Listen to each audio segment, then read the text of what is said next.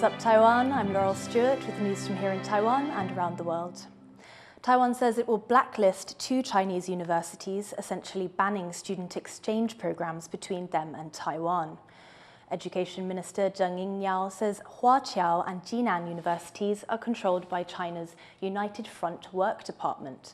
That's the body that gathers intelligence on and attempts to influence so-called elite individuals from outside China, including Taiwan. The minister says the ban is needed to prevent Beijing from systematically targeting Taiwanese students. Institutions found defying the ban will lose government subsidies, though individual students will still be able to apply to schools independently. Prominent Democratic Progressive Party lawmaker Lin Taihua says that corruption charges brought against her amount to political persecution.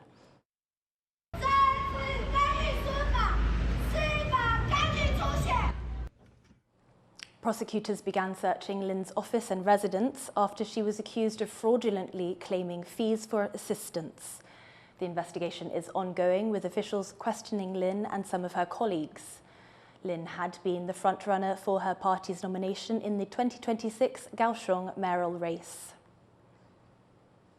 Former Kuomintang lawmaker Sufin Shiligu is facing corruption charges after a failed green energy project. Prosecutors say he accepted over $150,000 to push for a floating solar power system in southern Taiwan. This is his second corruption scandal. He was previously sentenced to 8 years for accepting bribes connected to a department store project. The Pentagon is preparing for potential budget cuts of almost $50 billion as it moves spending towards US President Donald Trump's priorities.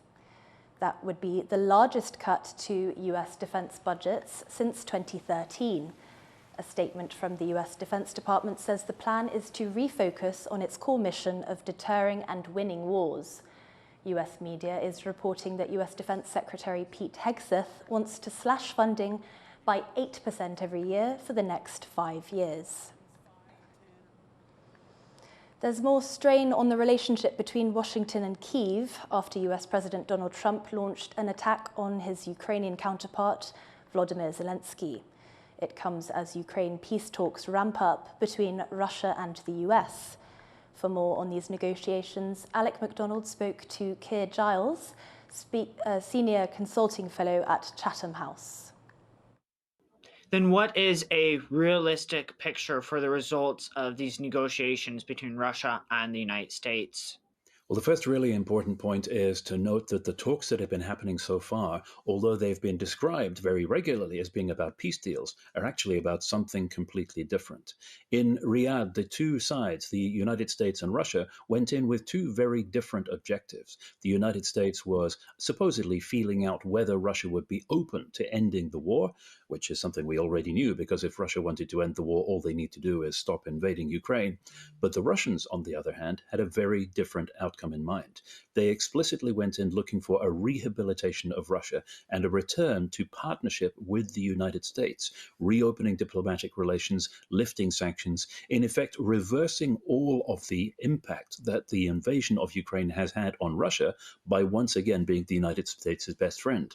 Unsurprisingly, because Russia went in with a plan and the US did not, Russia got everything that they wanted. And the United States is apparently willingly rehabilitating Russia and ignoring everything that Russia has done to its neighbor. I think that opens up to a very poignant question, and one that Taiwan is wondering as well, is currently what is the United States under Donald Trump doing? The United States has pulled the rug from under all of its alliances and partnerships around the world. There are two parallel processes ongoing. There is the Trump-Musk duopoly, the Trump-Musk junta, which is eviscerating the federal government in the United States itself. It's destroying all the systems that cause the United States to function as a country, while at the same time all of the international alliances and partnerships and even basic assumptions of friendly relations are being torpedoed at the same time. You have the United States not only cutting itself loose from standing against aggression in Europe, but also picking meaningless fights with its closest neighbors in North America, with Canada, Greenland, and Mexico. So it is a dual dual-track program of eliminating the United States as a force for stability and even as a functioning country within its own borders. And of course, from the very earliest stages of Russia's full-scale invasion of Ukraine, it's been clear to Europe that if a marker is not put down and aggression is not deterred in Europe, that, of course, will encourage other aggressors around the world. And there's been a very direct and conscious linkage in the minds of European observers between the outcome of the war on Ukraine and the possible implications for Taiwan. Because if the United States refuses to deter Russia from invading a smaller neighbor, then what is the likelihood that it will refuse to deter any other larger aggressor around the world? What is the role that China is playing in this process? Well, China has found it very convenient to sit back and watch as two of its major adversaries, Russia and the West, weaken each other, and the United States, of course, showing the limits of how far it is willing to go to actually oppose an aggressor. China's been able to pick up some of the pieces from this in the form of cheaper energy from Russia as Russia's other markets turn off, as well, of course, as weathering the economic instability that's resulted.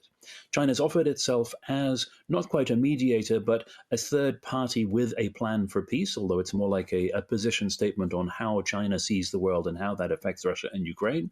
But it has now, of course, been sidelined because the United States has taken it upon itself to talk with Russia over the heads of the victims of aggression and supposedly come up with a way of ending the conflict which may later be imposed on Ukraine as opposed to discussed with Ukraine.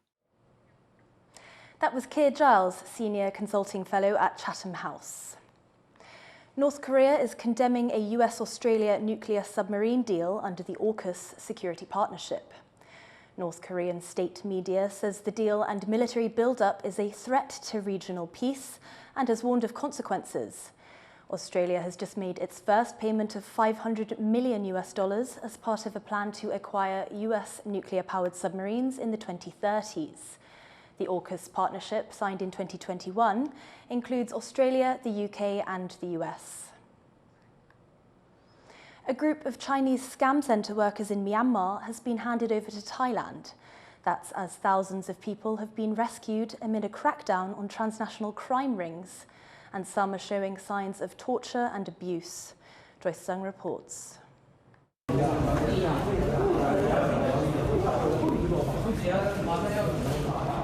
Waiting to be repatriated, these people in the Myanmar border town Shui Koko were rescued from this suspected scam center, allegedly forced to work, deceiving people for their money and recruiting others to join the team. It's a transnational crime industry potentially worth billions of dollars. Many among the group are believed to be Chinese nationals and show signs of severe physical abuse.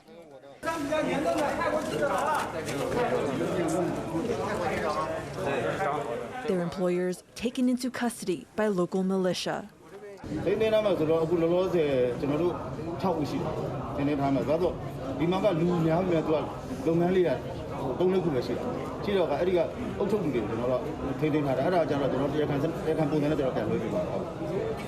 This, as Thailand renews a crackdown on scam compounds along its border with Myanmar.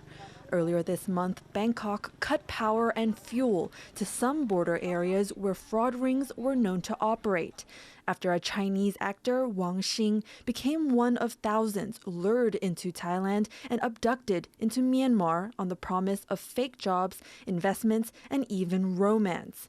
News of the actor's kidnapping spread on Chinese social media, hurting Thailand's reputation among prospective travelers from China, its largest and most lucrative source of tourists. Thailand and China have been working together on repatriating Chinese people rescued. This included a visit by Liu Zhongyi, a top Chinese security official, to both sides of the border. Thailand's prime minister says the cooperation is working. ซึ่งตอนนี้ปล่อยมาแล้ว300กว่าคนแต่ว่าก็ยังมีอีกประมาณ 7,000 คนนะคะที่รอการปล่อยตัวซึ่งตอนนี้ก็กำลังคุยกันอยู่ระหว่างประเทศนะคะ Last week, over 250 people held in Myanmar scam centers were released at the Thai border, including this man from Bangladesh, now sheltering in a Thai military camp. He says he was forced to defraud people using messaging apps like WhatsApp, with Chinese-speaking captors warning they could sell organs of those who don't. If client give money, not feeling well. If they don't give money, also not feeling well. Like, I cannot explain the feeling. Like, it's too much guilty. Like, shame on us. 7 Taiwanese nationals were also among those rescued. 5 of them have now returned to Taiwan and are being investigated as to whether they willingly went to Myanmar and committed fraud.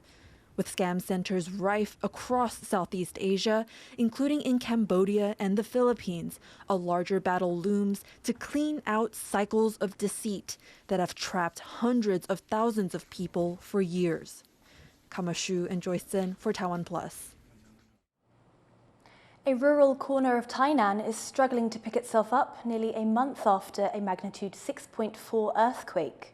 As John Van Trieste reports, an ageing population and the fact that many buildings are old and damaged are slowing recovery efforts. 85-year-old Ms. Huang lived in this house in southern Taiwan for 6 decades. But a month after a serious earthquake, she's unsure if she can stay. With cracks tearing through the walls, the structure's been declared unsafe. Ms. Huang's hired workers to put metal reinforcements in. The question now is which will win out: her desire to stay put and avoid burdening her children and grandchildren, or her fear the temporary fixes will give way.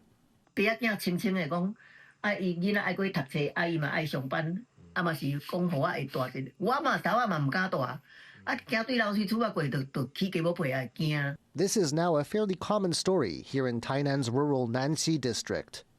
The buildings here tend to be old, predating modern regulations, and the people who live in them are aging too, with nearly 30% of locals 65 or older, leaving many unable to do repairs or make new living arrangements themselves. Ms. Lee, also 85, has seen her house declared unsafe too. Her daughter has come back to Nanxi to look after her, but so far the two have had to live in a tent, as landlords aren't keen on having a senior citizen as a tenant.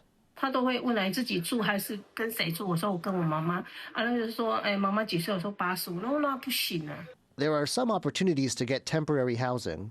The Tainan city government is working on converting dorms set up for waterworks employees into shelters. 这些不便，我们希望说大家也共同理解哈，因为救灾的公部门或者是灾民本身，大家都是用同理心来做一些妥善的处理。Interest has been limited, though, as a shortage of rooms in good repair means 2 to 3 families may have to share a space. Still, while recovery has been painful, some locals see an opportunity for people to talk about the social problems the area faces. 我觉得这次地震是我们南西很大的危机，可是也许也是个转机，因为把我们老人化跟农村还有年轻人人口流失这个都把事情的问题也都凸显出来。 Meanwhile, the Tainan city government says more help is on the way, and people still suffering from the earthquake will get the assistance they need. Luffy Lee and John Van Trieste for TaiwanPlus. The International Atomic Energy Agency is taking samples of seawater near the site of the Fukushima nuclear disaster to test for radiation. アルプス処理水の海洋放出につきまして、日本政府は最後の一滴まで安全な放出を行うべく、引き続き IAEA の関与の下で安全性を確保するとともに。 The sampling is part of an international effort to monitor the million tons of treated water scheduled to be released in the Pacific over the next few decades. Much of this water accumulated after the Fukushima Daiichi nuclear power plant had a meltdown in 2011 after a major earthquake. The agency has confirmed that the treated water meets Japan's safety standards. Thank you for watching What's Up Taiwan. You can visit the TaiwanPlus website or follow our social media for more stories from Taiwan and around the world. Finally, check out these people in the UK wassailing, a traditional pagan ritual performed to ward off bad spirits from fruit orchards. I'm Laurel Stewart. Take care and see you next time.